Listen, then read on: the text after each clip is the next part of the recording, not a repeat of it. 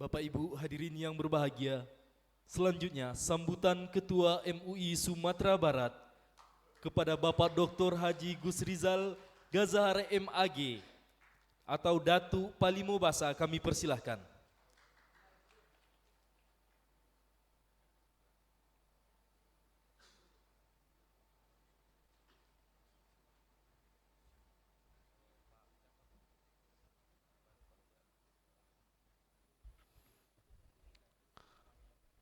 Assalamualaikum warahmatullahi wabarakatuh. Alhamdulillahilladzi allafa baina qulubina walau anfaqna ma fil ardi jami'a ma allafna baina al-qulub. Wallahu yaf'alu ma yasha. Ashhadu an la ilaha illallah wa ashhadu anna Muhammadar Rasulullah. Allahumma salli wa sallim ala abdika wa rasulika khatamin nabiyyin wal mursalin سيدنا وشفيعنا محمد وعلى آله وأصحابه والتابعين وتابع التابعين ومن تبعهم بإحسان إلى يوم الدين. أما بعد. Yang sama-sama kita muliakan, kita hormati Bapak Gubernur dan Bapak Wakil Gubernur, kita doakan beliau agar senantiasa diberikan oleh Allah Subhanahu wa taala taufik dan inayah di dalam mengemban amanah tanggungjawab yang berat demi kemaslahatan umat dan negeri ini. Amin ya rabbal alamin. Orang tua kita dan juga sesepuh Sumatera Barat, Bapak Bakhtiar Khamsah yang hadir dalam kesempatan ini. Alhamdulillah, dengan kehadiran beliau, rasanya kebersamaan kita hari ini lengkap dari seluruh generasi, yang tua sampai kepada yang muda.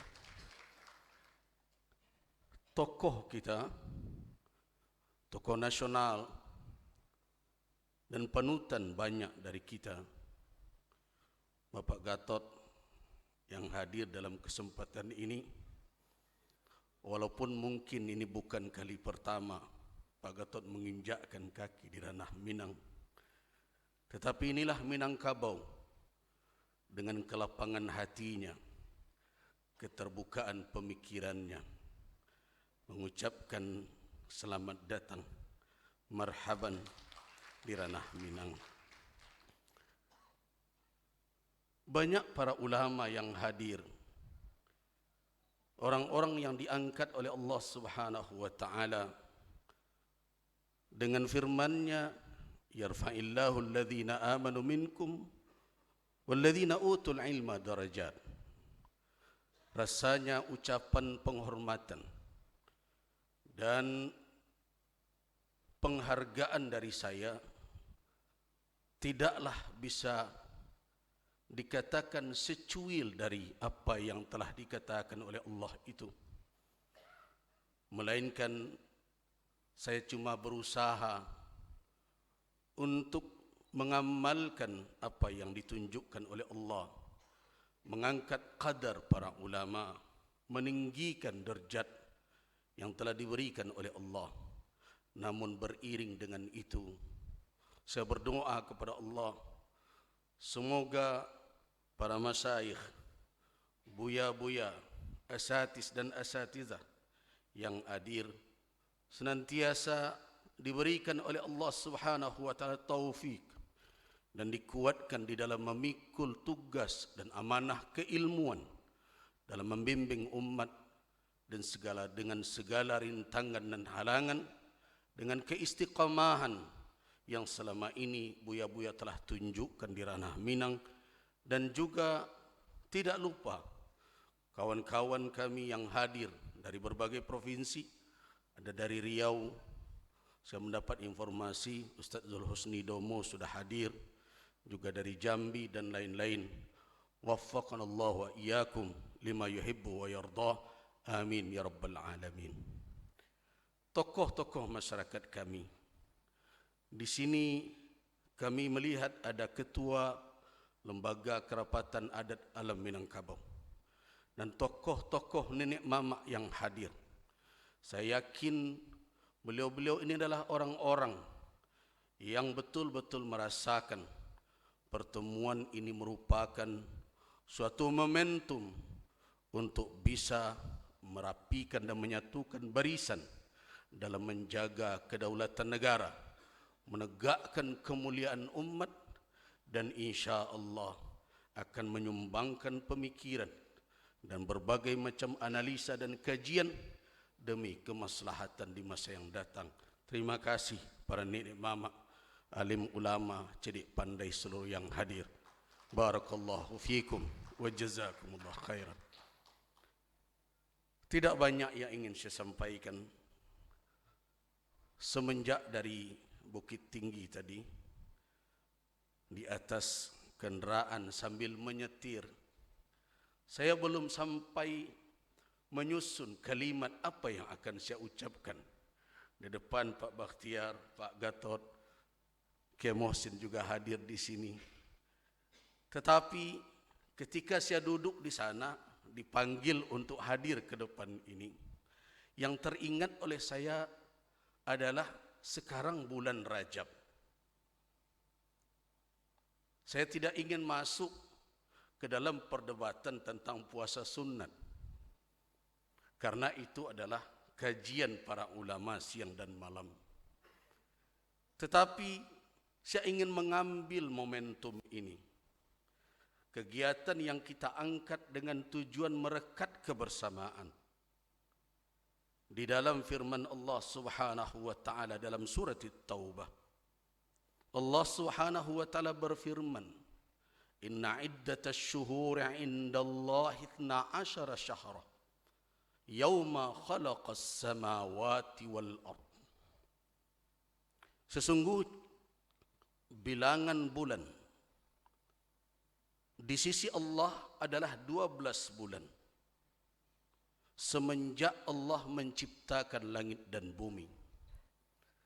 Dari 12 bulan itu kata Allah, minha arba'atun hurum, ada 4 bulan haram. Dzalika ad-dinul qayyim, itulah agama yang lurus.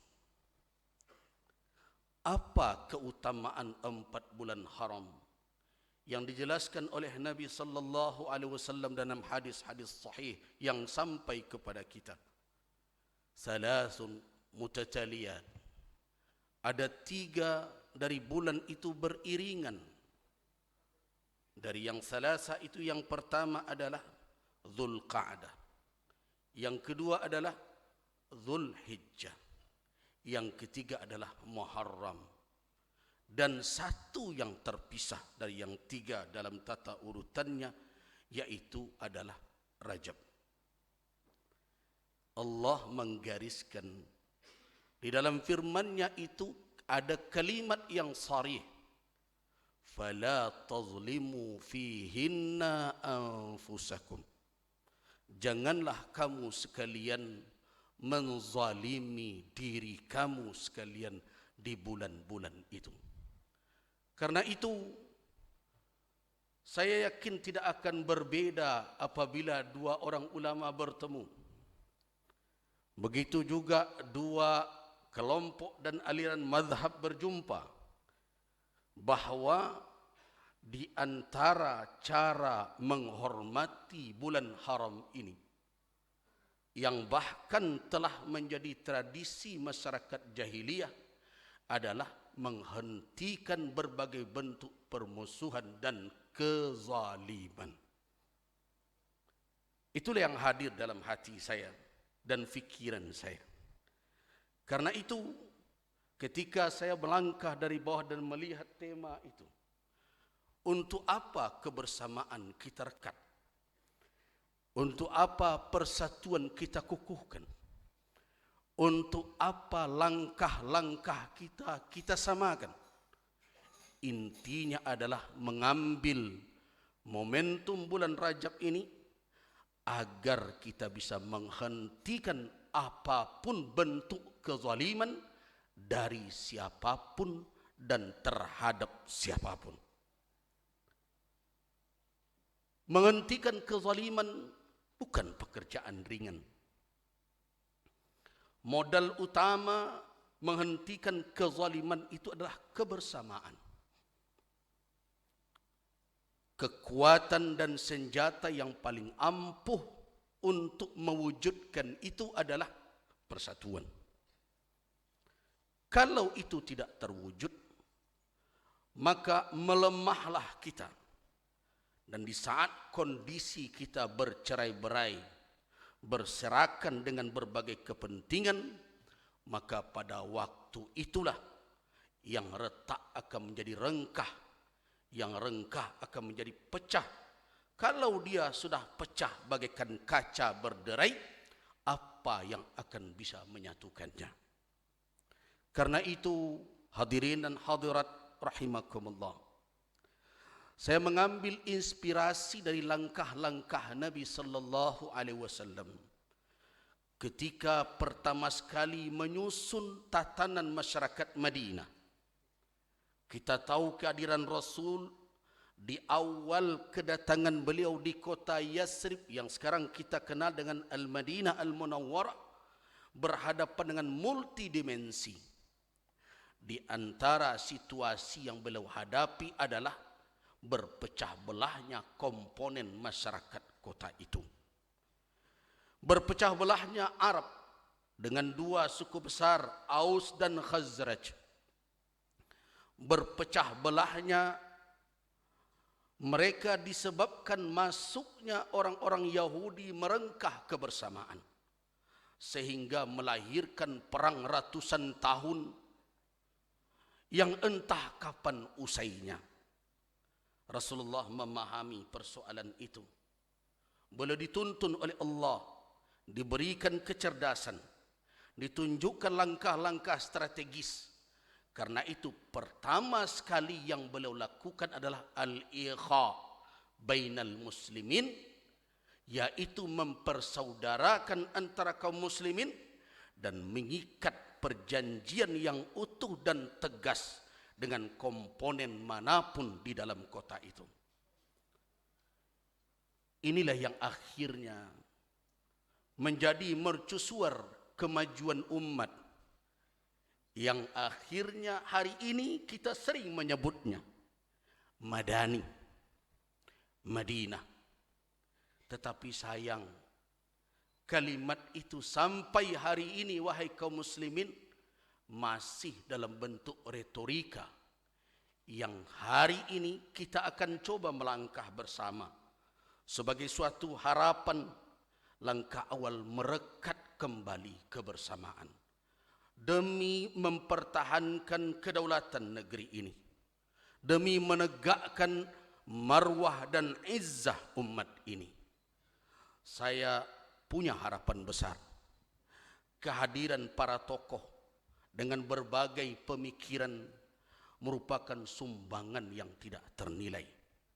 Dan doa para ulama, begitu juga semangat kebersamaan dengan menyingkirkan hal-hal yang bisa memicu pertikaian, menyatukan arah dan tujuan yang dahulu pernah dirintis oleh pendiri bangsa ini demi untuk tegaknya keadilan, agar keadilan itu bisa meratakan kemakmuran kepada seluruh bangsa. Hadirin dan hadirat, harapan ini tidak boleh hanya terlantun di dalam doa, tetapi harus berwujud di dalam tindakan dan gerakan yang istiqamah. Saya yakin buya-buya yang hadir dari berbagai latar belakang pendidikan, begitu juga organisasi kemasyarakatan. Hari ini kita melepaskan seluruhnya, kita jadi Muslim Indonesia. Dengan keberadaan kita sebagai Muslim Indonesia, maka kita akan tegak membawa izzah umat Islam di dalam negara dan bangsa Indonesia yang telah dimerdekakan dengan segenap pengorbanan yang tidak ternilai. Terima kasih atas kehadiran. Selamat datang para buya-buya yang hadir di berbagai pelosok negeri. Saya yakin buya-buya adalah harapan anak cucu dan kemenakan kita yang akan datang. Terima kasih nenek mama, tongkat mama-mama semua, jangan membawa rebah kami. Kami bertumpu kepada nenek mama. Kenapa? Karena di ranah Minang fatwa di tangan ulama, tapi implementasi ada di tangan nenek mama. Kalau bertikai ulama dan nenek mama, maka hancurlah ranah Minang. Apabila ranah Minang hancur, yang merupakan gudang lahirnya tokoh dan pejuang bangsa, sampai hari ini, Mak Datuk, sampai hari ini, saya tidak terima ketika orang mengatakan tidak ada tokoh yang lahir dari Minangkabau, tidak ada ulama lagi yang lahir dari ranah Minang. Saya katakan saya tidak sependapat. Kenapa? Ulama Minangkabau dengan tokoh Minangkabau bagaikan cincin di jari manis. Kalau jari manis itu ada, maka dia akan melekat sebagai hiasan. Tapi kalau jari manisnya putus, di mana cincin akan melengkap. Ulama Minangkabau kemanapun dia bergerak, keadilan akan menjadi pegangannya, yang hak akan menjadi tumpuannya. Dia tidak akan membuat orang senang, tetapi mendatangkan keamarahan Allah Subhanahu wa taala. Biarlah seluruh manusia membenci asal Allah ridha. Itulah pesan yang sampai hari ini dipegang teguh baik oleh majelis ulama atau ulama manapun di ranah Minang. Karena itu selama tanah subur, maka biji yang andal dan unggul akan tumbuh. Tetapi betapapun biji itu unggul, tapi kalau tanah segan menerima, maka dia tidak akan tumbuh menjadi apapun. Terima kasih. Waffaqanallahu wa iyyakum lima yuhibbuhu wa yardah. Wabillahi taufiq wal hidayah. Wassalamualaikum warahmatullahi wabarakatuh.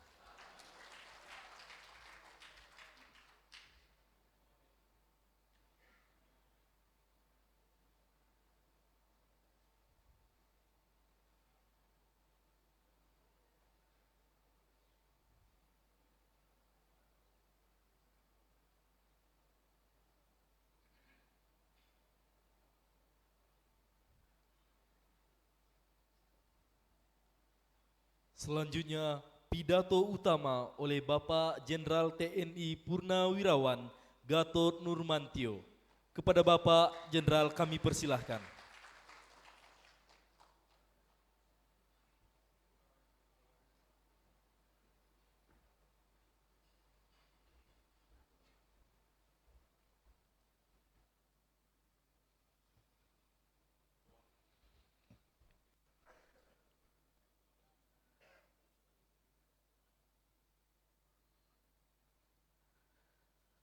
Assalamualaikum warahmatullahi wabarakatuh.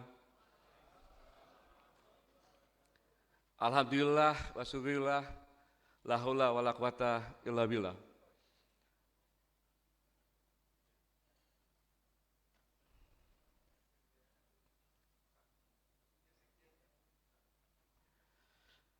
Selamat datang Pak Sekjen.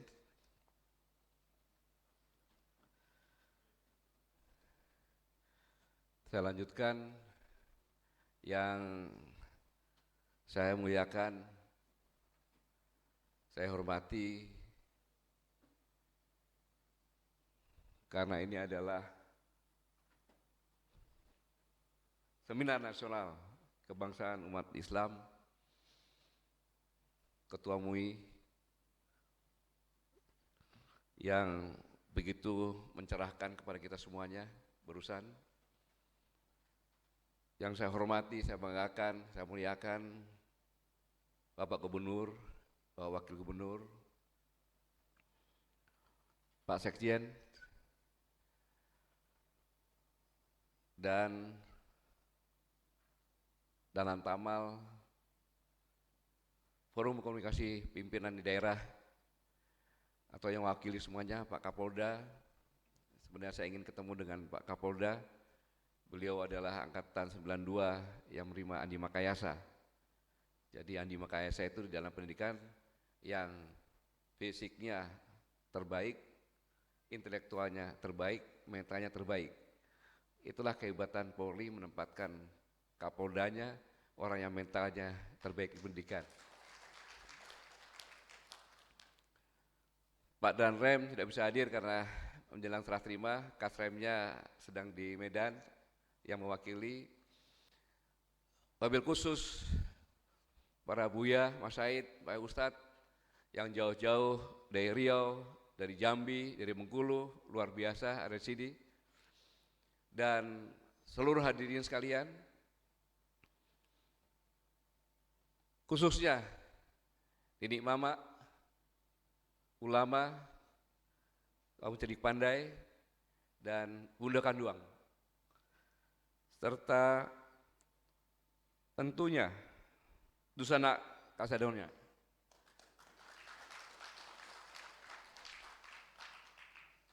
Saya di sini terus terang, Buya, agak gugup.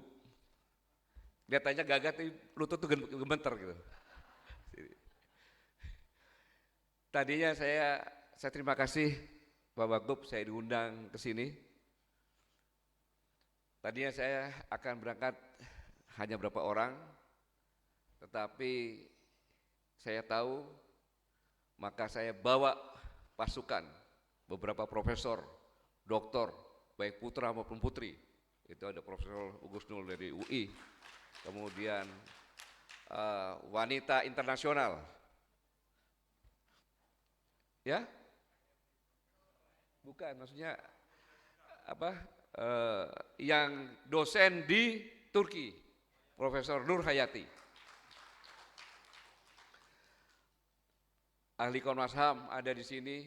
Kemudian saya membawa intel saya, Pak Bosat sini, ahli IT. Termasuk juga saya harus dikawal oleh 3 mantan narapidana, pejuang-pejuang. Mereka saya katakan tidak malu, karena mereka semuanya, saudara-saudara saya di pemberani ini adalah narapidana politik, seperti Bung Hatta, narapidana politik. Itu sekolah, dan mereka tidak mau dikasihani, tidak mau dikasihani.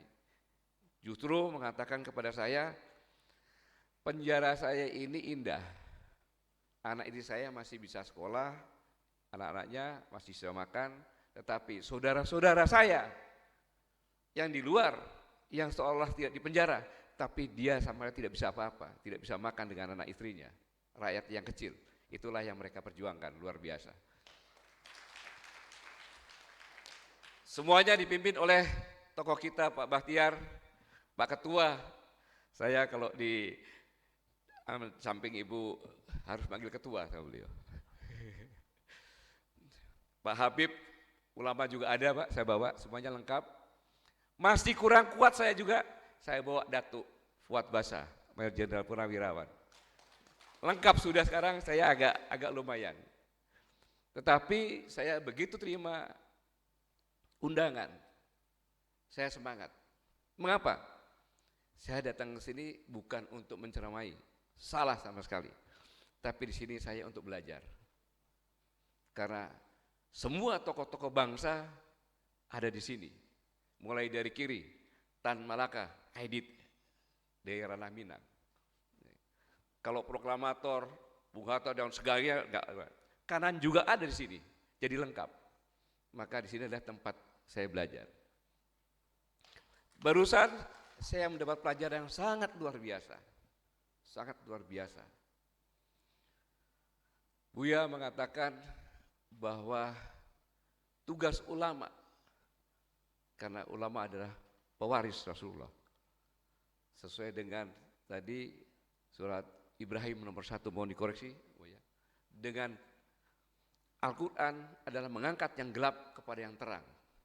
Jadi bulan Rajab inilah kita bagaimana caranya melalui seminar ini mengangkat kegelapan yang ada di seluruh Indonesia ini menjadi terang. Dan selanjutnya persatuan yang Buya sampaikan itu adalah tidak lanjut terjadinya perang Bu'ad, di mana kafilah yang berperang tadi katakan Buya sudah kalah, bahkan mencari bantuan dari kabilah Yahudi untuk menjual politiknya, hartanya untuk menerima bantuan. Pada saat kritis, tadi Buya sampaikan, Rasulullah datang, kemudian menyampaikan, maka disitulah lahirnya Ansor, saudara, jadikan saudara semuanya. Tetapi belum selesai di situ. Dasar Yahudi terus mempengaruhi semuanya dengan jorgan-jorgan permusuhan di kedua kafilah Madinah tadi. Itu di abad ke-12 kalau tidak salah.